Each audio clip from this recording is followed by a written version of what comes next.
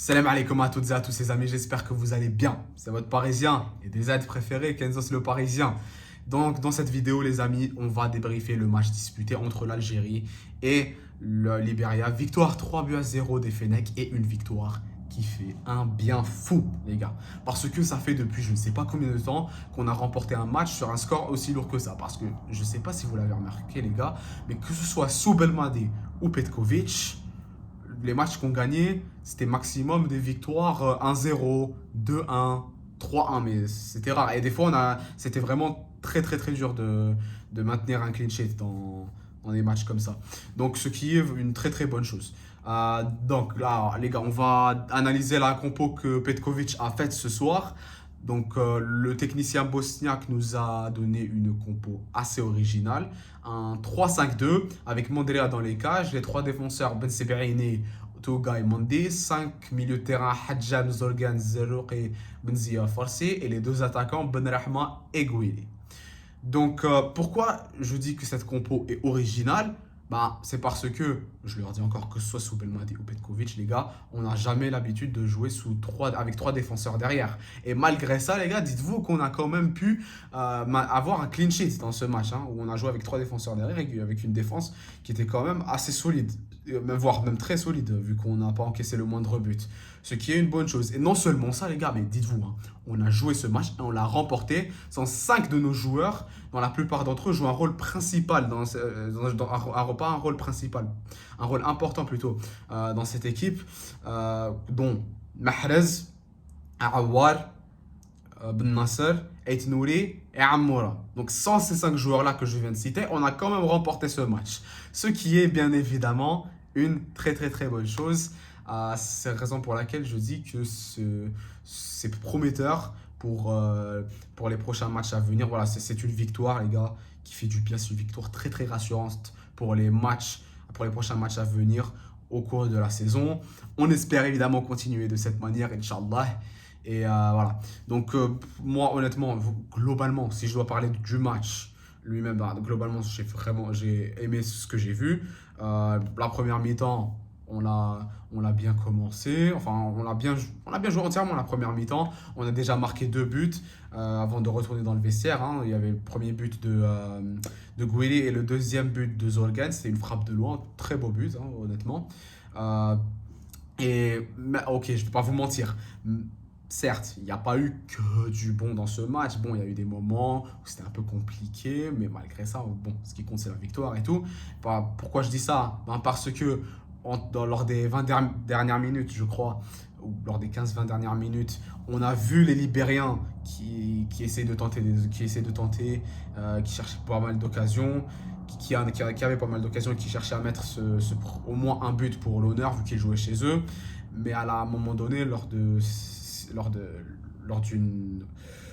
Pardon, excusez-moi si je perds un peu mes mots, mais lorsque les Libériens ont attaqué à un moment donné, il y avait une contre-attaque pour nous, avec Atal qui courait dans le couloir, il frappe, à la fin ça revient pour Bounedjah qui marque le troisième but.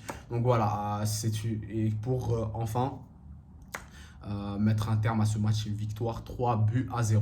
Donc évidemment, ce qui prouve que Petkovic a fait de bons choix sur ces changements parce que on le rappelle, c'était Attal et Bounedjah qui nous ont qui nous ont offert ce troisième but.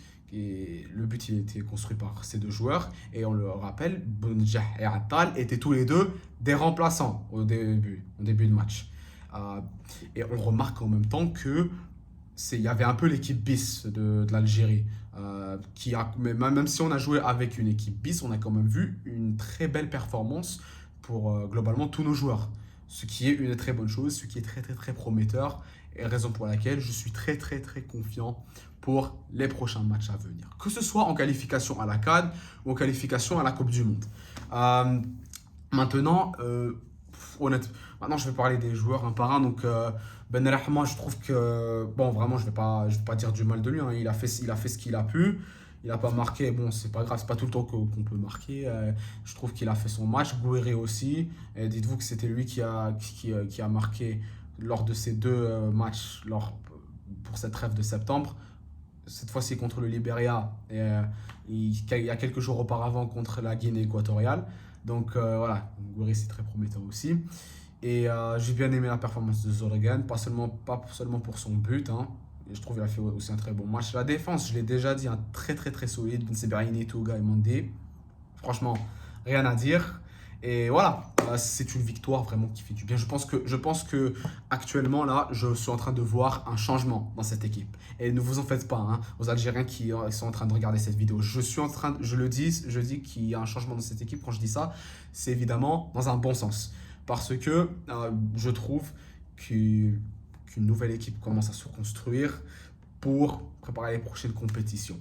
Peut-être, je sais pas, peut-être que je l'ai dit dans mon dernier débrief, mais encore je pense le redire parce que c'est ce que je ressens vraiment très profondément dans cette équipe. C'est ce qu'on espère évidemment. Donc voilà, une trêve internationale de septembre réussie, franchement rien à dire, hein. Nous, on a joué 2 matchs, 2 victoires, 5 buts marqués, 0 but encaissé, c'est excellent.